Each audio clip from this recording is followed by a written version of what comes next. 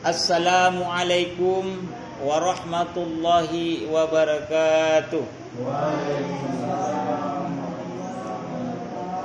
Alhamdulillahi rabbil alamin. Wassalatu wassalamu ala asrafil anbiya'i wal mursalin wa ala alihi wa sahbihi ajma'in.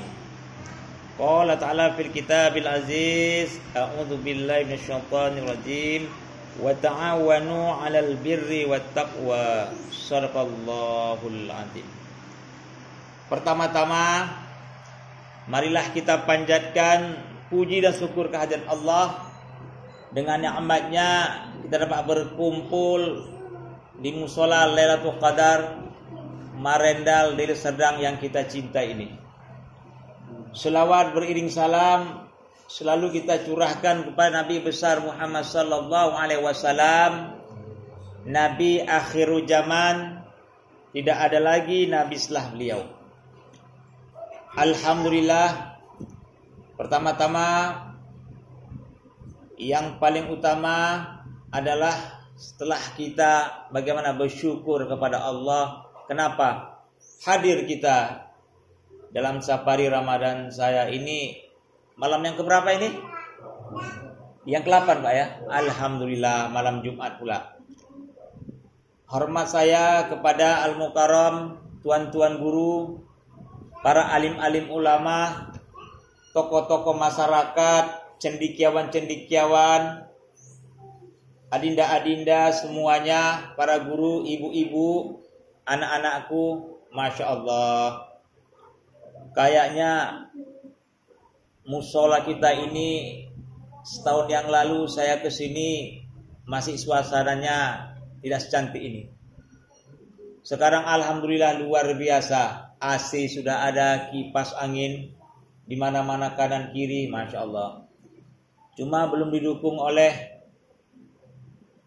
apa yang belum mendukung satu lagi nih? Jamaahnya, Masya Allah, memang kendala. Tadi saya salut dengan Abang Dedi dari belakang langsung, baru Adinda, siapa nih? Bagas, Masya Allah, dia yang ajan.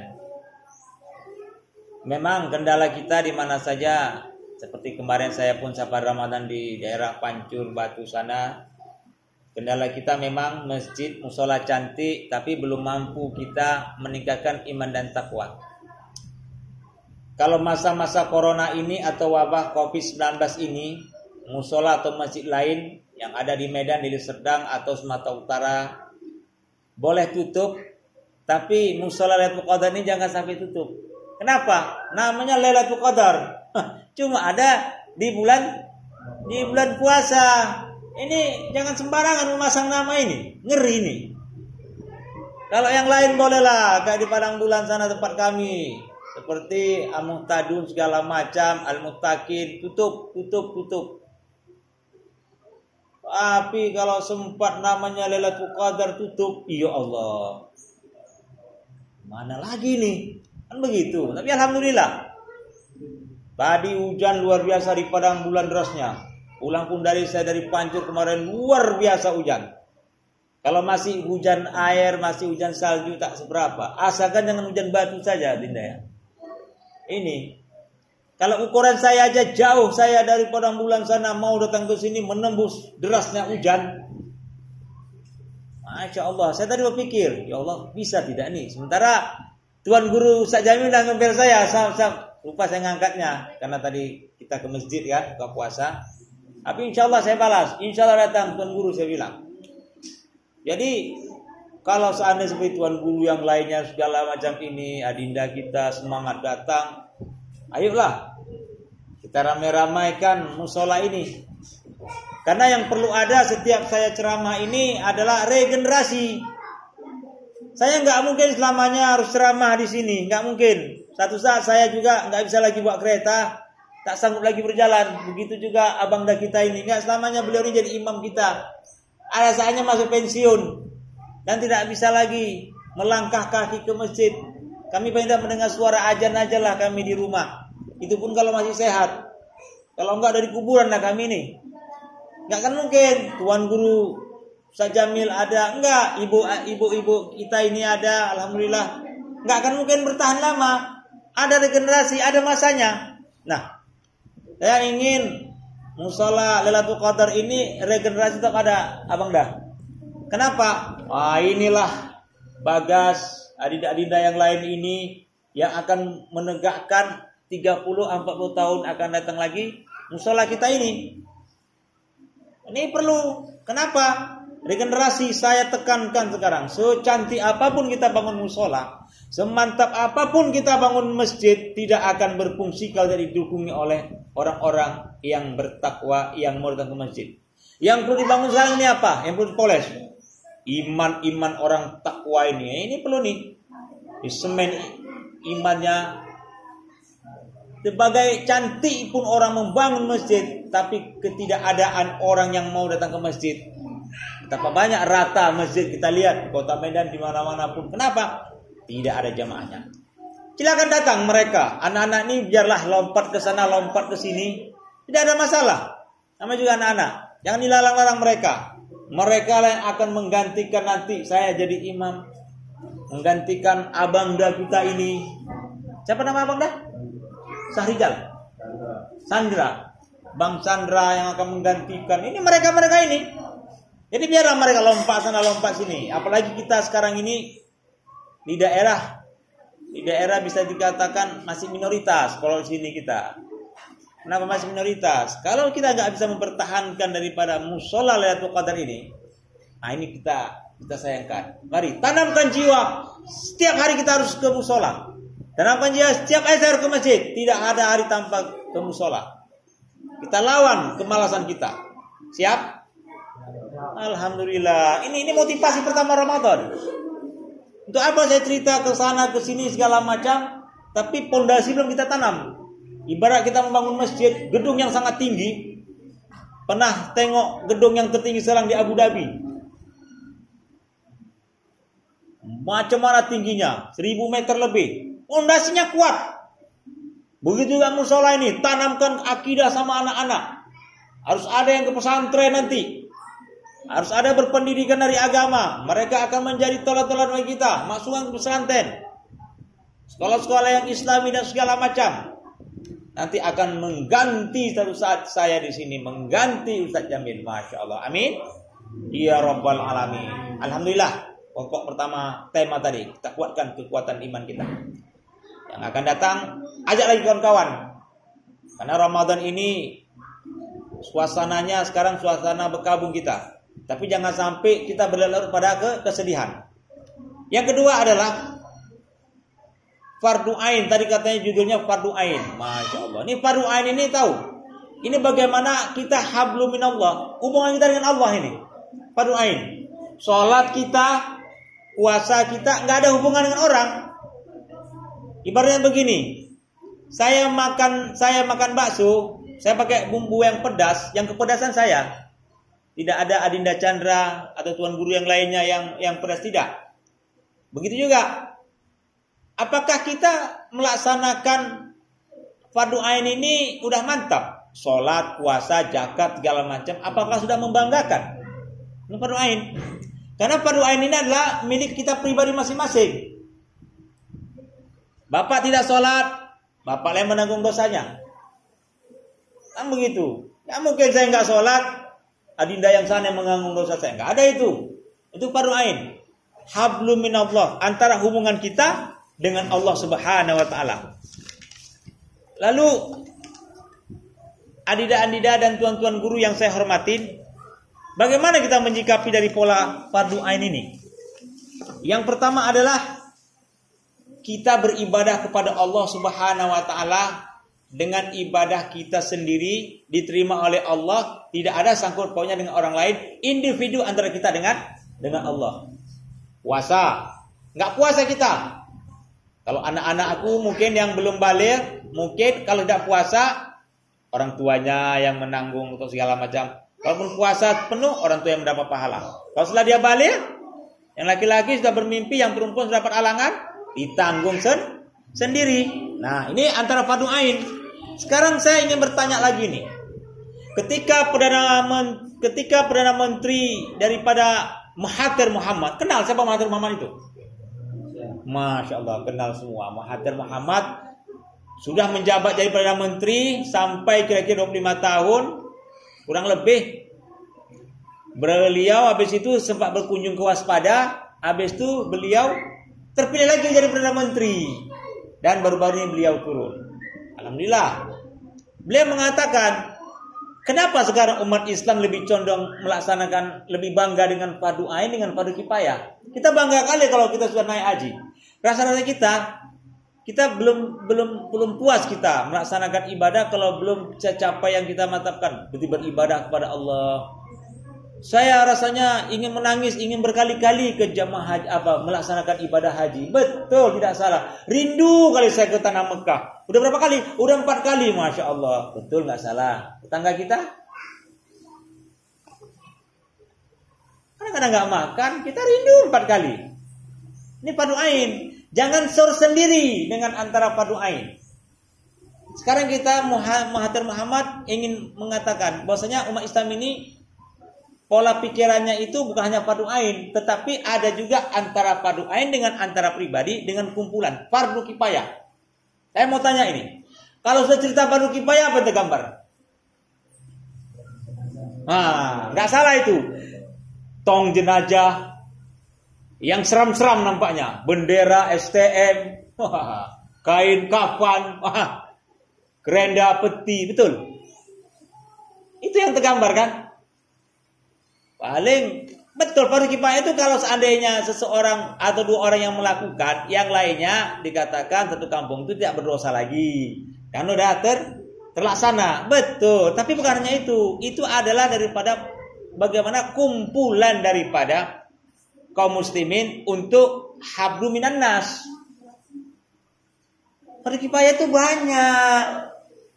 Bukan hanya memandikan jenazah, kita kan kurang wawasan kita. Di abad modern ini, Mahathir mengatakan susah untuk memodernkan pikiran umat Islam ini tentang fardu kifayah. Susah, karena sudah terlalu lama. Dari atuk ke atuk, fardu kifayah, tong jenazah, bendera. Dari atuk ke atuk, udah nggak usah cerita itu fardu kifayah itu udah banyak orang meninggal tuh. Aku datangin itu katanya. Besok tahlilan kita. Turun temurun itu aja, belum bisa lepas. Kayak ibarat main bola kita diserang terus, tak bisa kita menyerang. Diserang terus kanan kiri, diserang segala macam. Kita main bola ke Indonesia.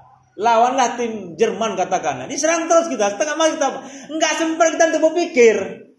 Begitulah ibaratnya kita. Soalnya kita menyerang ya kan, ada pola oper kanan kiri enggak. Karena diserang terus bingung kita. Bagaimana sih mengembangkan fardu kifayah ini? Sebetulnya begini fardu kifayah. Ketika ada kumpulan kita umat Islam membentuk perekonomian yang bagus, pendidikan, apalagi daripada pembangunan umat Islam untuk karakter budaya ekonomi ini, bagaimana pola supaya umat Islam ini jangan hanya jadi konsumen. Umat Islam ini kan pasaran sangat senang bagi produk Cina dan Eropa lain. Kenapa umat Islam jadi konsumen? Kita menjadi konsumen. Kenapa? Kita belum bisa kita membuat satu kumpulan bagaimana kita antara kita dengan kita membangun ekonomi. Kita belum ada. Kerjasama membangun ekonomi, perekonomian umat Islam itu fardu kifayah. Contohnya, di sini ada kedai. Bagaimana umat Islam ini supaya antara yang satu yang lain tidak belanja sama orang lain gitu loh. Itu kebersamaan. Galang dana segala macam membuka daripada toko umat Islam yang lingkungan ini, koperasi umat Islam, belanja di situ segala macam. Itu fardu kifayah. Bayangkan satu hari aja umat Islam kalau belanjakan uangnya 10.000, 230 juta pun Indonesia itu umat 270 juta pun Indonesia, 230 juta umat Islam. 230 juta itu umat Islam.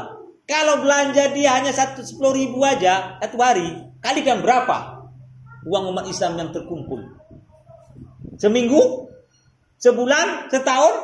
Yuh, triliunan. Cuma kita kan nggak terpikir di pola yang begituan. Pendidikan juga, kita harus kerjasama organisasi pendidikan, jangan memecah belah. Muhammadiyah, pendidikan, aku nggak mau sekolah itu. Kita bentuk satu lembaga pendidikan Muslim yang kuat, yang mantap. Gur-gurnya kita ambil dari mana? Kamu bidang ayam. Yang orang Muhammadiyah ini pandai dibilang ini isi ini. Ini orang dari mana nih, ada HTI segala macam, ini pandainya di bidang ini, masukkan.